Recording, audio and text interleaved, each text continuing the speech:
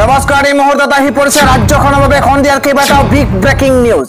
আজি 13 এপ্ৰিল অসমৰ লগতে ভাৰতৰ বিভিন্ন প্ৰান্তৰ পৰা খন্দিয়াৰ কেইবাটাও খবৰ আহি পৰিছে। এই মুহূৰ্তত জনাই আছো এটা ব্ৰেকিং নিউজ। ওয়াকফ বিল বলবৎ হোৱাৰ পিছতেই আজি আৰম্ভ হৈছে চৰকাৰৰ প্ৰথম একশ্যন। ভাঙি পেলোৱা হৈছে মাদ্ৰাসা ওয়াকফ বলবৎ হোৱাৰ পাছতে একশ্যন আৰম্ভ কৰিছে বিজেপি চৰকাৰে। এই মুহূৰ্তত ৰাজ্যবাসীৰ কাৰণে ডাঙৰ খবৰ। এফালে ওয়াকফ বিলৰ বিৰুদ্ধে প্ৰতিবাদ সাব্যস্ত কৰা হৈছে আৰু আনফালে ওয়াকফ বিল বলবৎ হোৱাৰ পাছতে এইবাৰ বিজেপি চৰকাৰে আৰম্ভ কৰিছে একশ্যন। ওয়াকফ আইন বলবৎ হোৱাৰ পাছতে একশ্যন আৰম্ভ কৰিছে বিজেপি চৰকাৰে। এফালৰ পৰা ভাঙি গৈছে মাদ্ৰাসা, ভাঙি পেলোৱা হ'ল চৰকাৰী ভূমিত অবৈধভাৱে নিৰ্মাণ কৰা মাদ্ৰাসা। মধ্যপ্ৰদেশৰ পান্নাত প্ৰশাসনৰ একশ্যন আৰম্ভ হৈছে। ওয়াকফ আইন প্ৰণয়ন হোৱাৰ পাছত এয়াই হৈছে প্ৰথমটো পদক্ষেপ বিজেপি চৰকাৰৰ। প্ৰশাসনৰ নিৰ্দেশৰ পাছতহে মাদ্ৰাসা কৰ্তৃপক্ষই নিজেই ভাঙিছে মাদ্ৰাসা। দৰিদ্ৰ লোকৰ পৰা ধন সংগ্ৰহ কৰিছিল মাদ্ৰাসা কৰ্তৃপক্ষই। 10 বছৰৰ পূৰ্বে চৰকাৰী মাটিত নিৰ্মাণ কৰা হৈছিল অবৈধ মাদ্ৰাসা। ওয়াকফৰ সম্পত্তিৰ নামত গুণ্ডাগিৰি সহ্য কৰা নহ'ব। চৰকাৰী ভূমিত কোনেও অবৈধভাৱে মাদ্ৰাসা নিৰ্মাণ কৰিব নোৱাৰিব। ওয়াকফৰ সম্পত্তিৰ নামত একাংশই অসামাজিক কাৰ্য কৰি আছে। সকলো অবৈধ অট্টালিকা, মাদ্ৰাসা, মছজিদৰ বিৰুদ্ধে ব্যৱস্থা গ্ৰহণ কৰা হ'ব। ওয়াকফ আইন বলবৎ হোৱাৰ পাছতে বিজেপি চৰকাৰে আৰম্ভ কৰিছে প্ৰথমটো একশ্যন। পৰৱৰ্তী খবৰটো হৈছে এইবাৰ চাকৰি নহয়, মই মোৰ সপোন এৰি আহিছো। এইদৰে ডাঙৰ মন্তব্য কৰিছে প্ৰাক্তন IAS বিষয়া আনন্দ মিশ্ৰই। এই মুহূৰ্তত জনাই আছো ডাঙৰ খবৰ। আনন্দ মিশ্ৰই কৈছে যে মই চাকৰি নহয়, মই মোৰ সপোন এৰি আহিছো। মই IPSৰ চাকৰি এৰি বহু সপোন ত্যাগ কৰিছো। ৰাইজৰ কথা ভাবি মই সকলো ত্যাগ কৰি আহিছো বুলি মন্তব্য কৰিছে IPS আনন্দ মিশ্ৰই। বিহাৰৰ জনতাৰ সপোন পূৰণ কৰিবলৈ মই চাকৰি এৰি আহিছো বুলি আজি মন্তব্য কৰিছে প্ৰাক্তন IAS বিষয়া আনন্দ মিশ্ৰই। মোৰ সিদ্ধান্ত, মই বিহাৰৰ জনতাক সেৱা কৰিম বুলি আজি মন্তব্য কৰিছে। এইবাৰ বিহাৰৰ জনতাই সলনি কৰিব বিহাৰৰ ৰাজনীতি। এইবাৰ বিহাৰত চিধাকৈ যুঁজ হ'ব নীতিশ কুমাৰ আৰু বিজেপিৰ বিৰুদ্ধে। এইদৰে ডাঙৰ মন্তব্য কৰিছে এইবাৰ IPS আনন্দ মিশ্ৰই। বিহাৰৰ জনতাই বহুত সমস্যাৰে যুঁজিলে, এতিয়া সেই সমস্যা দূৰ কৰা হ'ব। প্ৰতিখন চৰকাৰে বিহাৰৰ জনতাৰ আবেগৰ সৈতে খেলিলে। দুৰ্নীতিমুক্ত বিহাৰ আমি নিৰ্মাণ কৰিম বুলি তেওঁ মন্তব্য কৰিছে। যুৱ প্ৰজন্মৰ ভৱিষ্যতৰ সপোন আমি পূৰণ কৰিম। এইদৰে ইটোৰ পিছত সিটো মন্তব্য কৰিছে প্ৰাক্তন IAS বিষয়া আনন্দ মিশ্ৰই। আজিৰ সন্ধিয়াৰ পৰৱৰ্তী ব্ৰেকিং নিউজ। এইবাৰ আমেৰিকা ইজৰাইলৰ বিৰুদ্ধে লাখ লাখ মুছলমানে তীব্ৰ প্ৰতিবাদ সাব্যস্ত কৰিছে। আমেৰিকা ইজৰাইলৰ বিৰুদ্ধে লাখ লাখ মুছলমানৰ তীব্ৰ প্ৰতিবাদ। আমেৰিকা ইজৰাইলৰ বিৰুদ্ধে প্ৰতিবাদ সাব্যস্ত কৰিছে। ইজৰাইলৰ সন্ত্ৰাসৰ বিৰুদ্ধে ৰাজপথলৈ ওলাইছে লাখ লাখ মুছলমান। মাৰ্চ ফৰ গাজা কাৰ্যসূচীৰে লাখ লাখ মুছলমানৰ তীব্ৰ প্ৰতিবাদ। আমেৰিকাৰ বিৰুদ্ধেও তীব্ৰ প্ৰতিবাদ এইবাৰ মুছলমানসকলৰ। পৰৱৰ্তী খবৰটো হৈছে বহাগ বিহুত অসমবাসীলৈ আহিছে এটা অত্যন্ত ভাল খবৰ। ষ্টেট কেঞ্চাৰ ইনষ্টিটিউচনত মুকলি হ'ল ৰবটিক চাৰ্জাৰী মেচিন। ভাৰত চৰকাৰৰ SSI মন্ত্ৰ 2.0 পৰা 15 কোটি টকা ব্যয়ৰে উত্তৰ পূবৰ ভিতৰতে প্ৰথম কেঞ্চাৰ চিকিৎসা কেন্দ্ৰত এই চাৰ্জাৰী ব্যৱস্থা কৰা হৈছে। চিকিৎসকে ৰোগীক হাতেৰে স্পৰ্শ নকৰাকৈয়ে কম্পিউটাৰৰ নিৰ্দেশনা প্ৰদান কৰি সমাপন কৰিব পাৰিব অস্ত্ৰোপচাৰ। সন্ধিয়াৰ পৰৱৰ্তী আন এটা ডাঙৰ খবৰ হৈছে জুমাৰ নামাজৰ দিনাই এইবাৰ অসমত কোঠাঘাটৰ ভয়ংকৰ ষড়যন্ত্ৰ চলিছিল। আজি মন্তব্য কৰিছে মুখ্যমন্ত্ৰী হিমন্ত বিশ্ব শৰ্মাই। জুমাৰ নামাজৰ দিনাই অসমত কোঠাঘাটৰ ভয়ংকৰ ষড়যন্ত্ৰ চলিছিল। জুমাৰ নামাজৰ দিনাই অসমত কোঠাঘাটৰ ভয়ংকৰ ষড়যন্ত্ৰ ফেইল কৰিলে আৰক্ষীয়ে। শুকুৰবাৰে অসমত কোঠাঘাটৰ পৰিকল্পনা কৰিছিল একাংশ সংখ্যালঘু লোকে।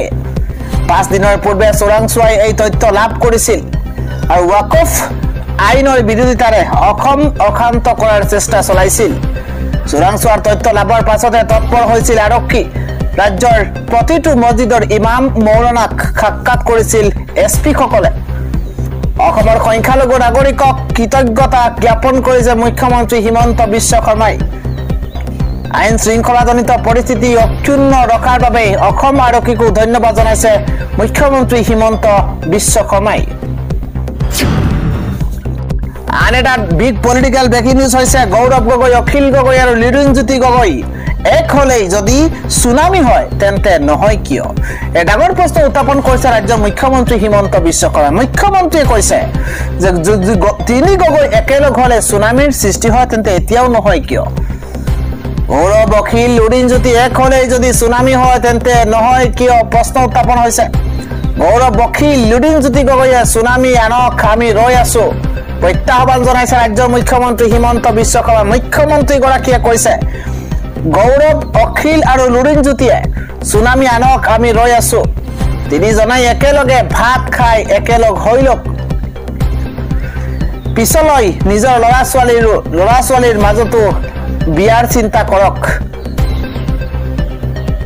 স্থায়ী সম্পৰ্ক এটা গঢ়ক গৌৰৱ গগৈ অখিল গগৈ আৰু লিৰুঞ্জ্যোতি গগৈয়ে তেতিয়া তিনি গগৈ সম্পৰ্ক আৰু ভাল হ'ব তিনি গগৈক উদ্দেশ্য কৰি আজি মন্তব্য কৰিছে ৰাজ্যৰ মুখ্যমন্ত্ৰী হিমন্ত বিশ্ব শৰ্মাই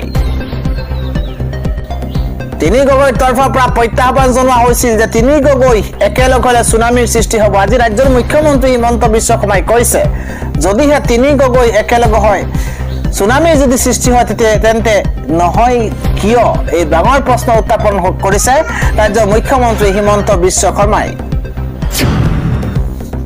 খণ্ডিয়াৰ পৰৱৰ্তী ডাঙৰ খবৰ হৈছে উৰুকাৰ দিনাই ভয়ংকৰ ঘটনা সংঘটিত হৈছে ৰাজ্যত উৰুকাৰ দিনাই চাঞ্চল্যকৰ কাণ্ড সংঘটিত হৈছে ৰঙাপৰাৰ কলনী চাহ বাগিচাত গুলিয়াই হত্যা কৰিছে এগৰাকী লোকক দুৰ্বৃত্তই গুলিয়াই হত্যা কৰে ডেভিড সাংগা নামৰ এগৰাকী লোকক ঘটনাস্থলীৰ পৰা উদ্ধাৰ হৈছে বন্দুকৰ খালী কাৰ্টিজ ইতিমধ্যে আৰক্ষীয়ে আৰম্ভ কৰিছে ঘটনাৰ জোৰদাৰ তদন্ত উৰুকাৰ দিনাই ৰাজ্যত সংঘটিত হৈছে এক চাঞ্চল্যকৰ কাণ্ড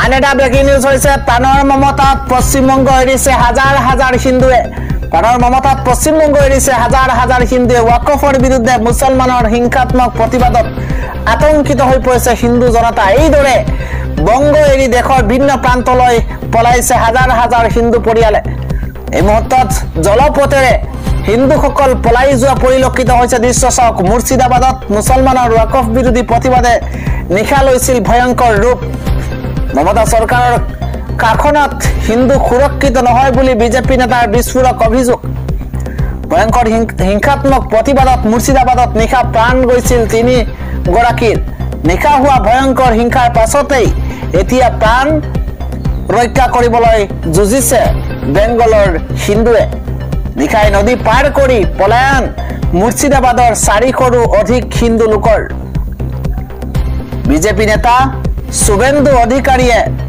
এক চেণ্ডেল যোগে প্ৰকাশ কৰিছে হিন্দুৰ দুৰৱস্থা প্ৰাণৰ শংকাত এবাৰ পশ্চিম বংগ এৰিছে হাজাৰ হাজাৰ হিন্দুৱে